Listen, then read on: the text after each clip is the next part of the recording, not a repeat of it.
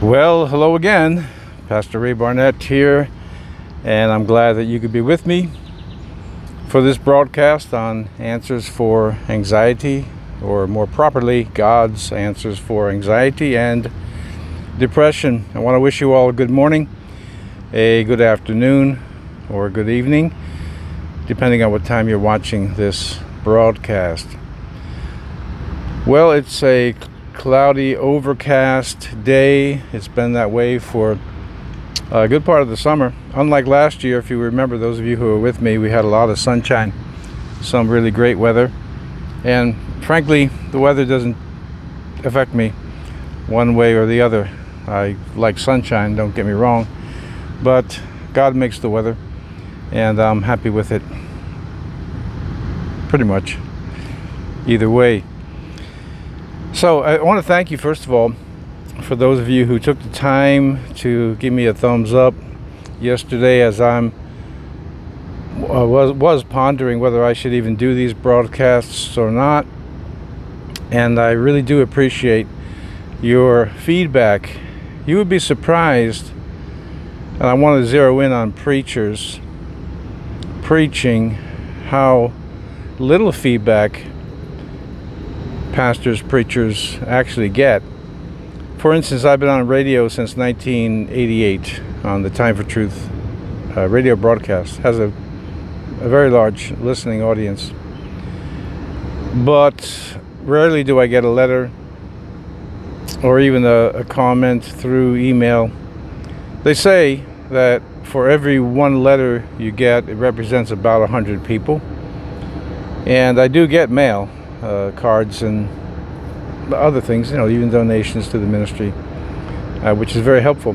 And when those things come in, many people, I'm sure, would be surprised to know that letter came on the right day when I'm saying, you know what, I don't need this radio broadcast. It honestly, it doesn't do anything for me. I know there's some egotistical individuals in ministry, as there are in life, and they really thrive on how big is their church, how big is their audience. I don't. I truly don't. However, I once told you, for those of you who have been with me for some time, I once told you that preaching is a lot like bowling with the curtain over the pins. So imagine how much fun that would be, right? You throw the ball down, you hear this crash of the pins, but you don't know if it's a 7-10 split, you don't know if it's a strike, you don't know, what's left standing. It's not much fun. Well, preaching, of course, and teaching as I'm doing now is a bit different. You do it because it's what you're called to do. You're doing it because it's the right thing to do. But when I get feedback, it's a whole lot, we'll say, nicer. I'm going to fulfill my calling no matter what. But the feedback definitely helps. So I appreciate the fact that so many of you gave me the thumbs up as I had asked for, and left some comments, like I also asked you for that as well. And it really went a long way in helping me to say, okay, there's people really interested in this subject of anxiety and depression and anything related to it. So I'm going to continue. I'm going to continue these broadcasts. They really don't take much time for me to do, and it's not terribly inconvenient. I just was wondering, was it worth it any longer? Was anybody actually watching or listening? So listen, do me a favor, would you please? Whenever you watch this broadcast, as I said yesterday, just give me a thumbs up. And I find a lot of humor in this. I don't know, it's maybe the Irish in me. And if you don't like it, give me a thumbs down, because either way, I'm still going to do the broadcasts. If you're obnoxious in your comments, it'll only be once. I'll guarantee you that. So don't. I've had a few here or there. Just instantly block them. That's it. End of story. Anyway, would you make it a habit, if you're going to watch these on a regular basis, and I know that some of you are, give me a thumbs up. Again, from what I understand with YouTube and how it works, the thumbs up, even thumbs down, puts you on the radar, helps get more people to subscribe or to listen and watch the broadcasts, which that's my goal. My goal is not to build up a great fan base, so I become famous at this stage of life. Getting a pulse, just getting a pulse in the morning is the victory I look for. I'm not looking for those things that some people look for. I'm not here to just what do you say, be a personality and throw a lot of I know what word I want to use, but I can't. I just throw a lot of stuff at you and just say, oh, this guy's great. Listen, let me tell you something. I do watch YouTube. I told you that yesterday. And a lot of the content, some of it is very helpful. Some of the YouTubers who are being monetized just throw a bunch of junk at you. And if you're not wise enough to understand that, then, well, they'll keep throwing junk at you. I won't. I want to give you solid content that will actually help you in life in general. You don't have to have anxiety and depression to watch this broadcast. In any case, the thumbs up helps. Subscribing also helps. As I see subscribers, I know that I'm reaching my goal, which is basically to help you. That's the truth. Okay, so I have started to do last year a Saturday segment. Today is Saturday, and for me it's 10:30 in the morning. I'm on my way to the gym. I work out 6 days a week. As you know, I do strength training, and the aerobics are in there too.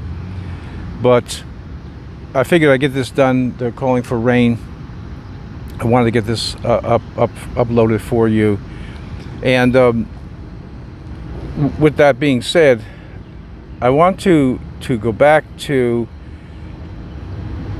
doing a Saturday broadcast on stories of my life which have application to your situation and to your life. Even though each day when I teach, there's usually some personal anecdote in there for you that you can apply to yourself, and that's what I'm trying to relate to you from either the mistakes I've made or the things that have worked for me. So today will be an installment on stories of my life, and it's going to be basically around the point of encouragement. Philippians 4:13 says, I can do all things through Christ, which strengtheneth me. Nice verse, but if you fail a lot, it's just becoming more of a philosophical thought, like I can, but you actually don't. I can, but you're not fulfilling not taking advantage of the strength that's available to you. So let me just talk to you a little bit about that. As I sit here speaking with you, as I told you yesterday, I'm much closer to 70 years old than I am to 60 years old, so I have a lot of years behind me. I have 4 earned doctorates and currently working on the 5th.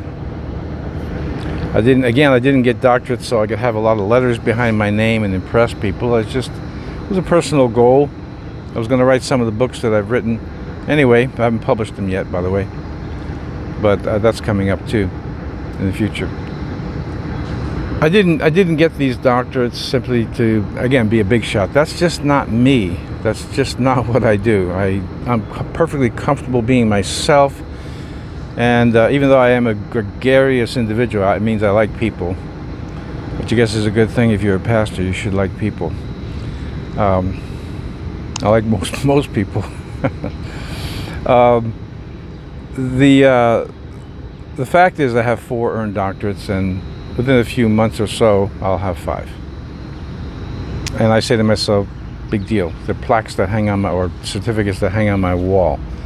I do the work and I do the writing. But what you may not know, and I don't know that I've ever mentioned this to you, is that I was a high school dropout. 1970, maybe it was 71, I quit high school. Some of you know my story. 17 years old, I had a drug-related accident, so to speak, that put me into a 4-year state of schizophrenia. The voices, everything you know about schizophrenia, and maybe some things you don't know, was was me for 4 years. I was written off as being incurable. I was told that there is no cure, there is no answer. The last psychiatrist I saw, I was just about 19 years old, maybe closer to 20. And his advice to me, well, it wasn't advice really, his statement to me that there is nothing else we can do for you except to put you away indefinitely. Let's say I was 20. I think I was 20. Very close to it. That means for the last almost half a century, I'd be, who knows, laying away in some institution somewhere, because I believed the word of a man, which even then, that was before I met Christ. I always had a way of thinking for myself, which is, by the way, a real good bit of advice. Always think for yourself. Even the experts are not always right in any field, and that includes the Bible. That'll be in this next dissertation about eschatology. It's not as exact science as some people want to make it. Anyway, I was written off as incurable. I was written off as hopeless. Basically you'll never make it, and put me away indefinitely means I wouldn't be doing this broadcast right now, because I would still be away somewhere if I had even survived this long. Well, the short version of this story for today, this is the stories of my life, one of them. I've had a lot of interesting experiences, a lot you can learn from, and that's why I bring them to you. Yeah, so before that, I had quit high school. That was actually before this statement, this drug accident that I was mentioning to you. I just was bored with high school. I didn't really care for it. So many people I talked to, they say, "Oh, high school years was the best of my life," and I definitely had some good times, and certainly made some good friends, lifelong friends. But I just didn't enjoy myself. I was very lost, and with that little introduction there, you could see why. I never took a book home from high school, not once, not ever. I don't want to hang out all my dirty laundry, but I did get by, but barely. I'm ashamed to admit how I did it sometimes. Oh, I'll tell you one quick story. Why not?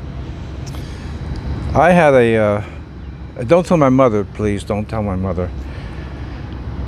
I had a fake report card, a blank one, that I had borrowed from the principal's office when I had seen them there, and took one. I borrowed it. And when I would get these low grades that ranged around like 50, I would substitute my own grade on the fake report card. I would have my mother sign the fake report card. Don't tell my mother. She's still alive, don't tell her. And she would sign the fake one. So, well, you could do a little better here or there. Good thing she didn't see the real one. Then I would forge her name on the real one, and all was well. I mean, I just didn't like school.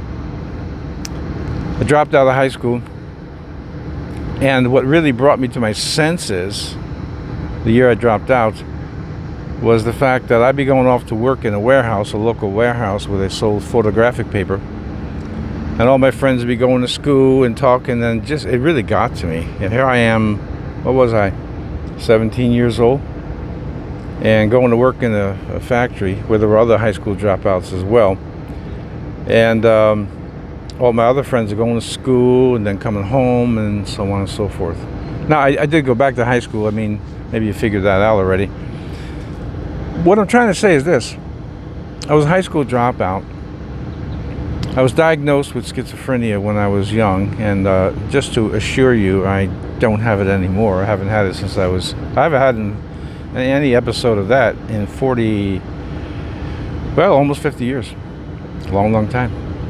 And that's from somebody who was told by an expert. Be careful of these so-called experts you're watching on YouTube, because some of them are really not. They're just handing you, I'm using the word junk, but I think if you just think a little bit, you'll understand what I'm trying to say. They're handing you a lot of junk. They're just like a jack of all trades, handing you all kinds of stuff, and they're very popular. People who have substance or people who are deep are often people you've never heard of until, maybe after their funeral and they start, you realize what books they wrote and things they did. They're not shallow. In any case, here's a person, right? I was not supposed to make it in life. I was not supposed to make it at all in life. I was a high school dropout. I just shared with you I have 4 earned. There's no honorary doctorates on my wall. They're all earned. I wrote the dissertations. I did the work. And how do you get from a point of being a high school dropout, and in addition, which came next, high school dropout was first, and then this came second, the drug accident that I had. And by the way, I wasn't a drug addict. I hated drugs then. I hate it now. I even hated marijuana, which is exactly what caused the accident, this neurological accident. But I'll save that for another time. I do have the full story here on this channel. If you just review right to the very, very beginning, about a year ago, I shared the story. But I'll share it again. Just want to give you the highlights to be encouraged that you can overcome your situation. Panic attacks. Believe me, panic attacks and mild depression is another galaxy away from a diagnosis and living in schizophrenia. But trust me on that one. They are related, but I don't know, it's like having a headache and a brain tumor. All right, that's kind of a good analogy. Having a headache is take a couple of aspirins or whatever you take, Advil. The other is a serious condition. Well, that's schizophrenia versus panic. And panic is bad enough for those of you who haven't, many of you do. And depression is bad enough, and many of you have it. And I sympathize, I empathize with you, I really do. But what I had was far, far worse. And I had this attitude that has stayed with me all my life. I'm not going to quit. I'm not going to give in. I'm not going to give up. And I've had so many disappointments in my life, believe me, just like you. Many disappointments. By the way, let me solicit you again, okay? That's why a thumbs up helps me. Well, thumbs up, thumbs down, no thumbs, no subscriptions. I'll keep doing these messages for you because I know it's helping many of you. Okay, the point. If I could earn 4 doctorates, and I'll be working on a 5th, by the end of the year I'll have 5 earned doctorates. If I can make the 100 percentile for physical strength, that means bench pressing and deadlifting and all these things that deal with strength and powerlifting. If I can accomplish, I was a New York State champion drummer when I was 13, and then there's other things too. If I can do it, I'm just an average guy. So can you. You can beat this depression, you can beat this anxiety, you can beat these obstacles, you can beat all of these things that are coming up against you. And I will be here as much as I possibly can to help you along the way, and we'll go through these lessons again. But you cannot give up, and you cannot give in, and you cannot surrender, or to use a term that they use with the Navy SEALs and Spec Ops, you cannot ring that bell, not ever. You don't give in, you don't give up, you keep on fighting. It's worked for me, although obviously being a minister, all the credit goes to Christ. But that could be a very superficial statement if it's just left as a nice plaque on your wall in your home. If you don't put it to work, then you're really not, in truth, overcoming, and that's what you want to do. You don't want to live in this condition that you're in right now. You don't want to live in the condition of constantly having the blues and anxiety and what's going on in the world. We have time to talk about that in the broadcast to come. Bible has all the answers.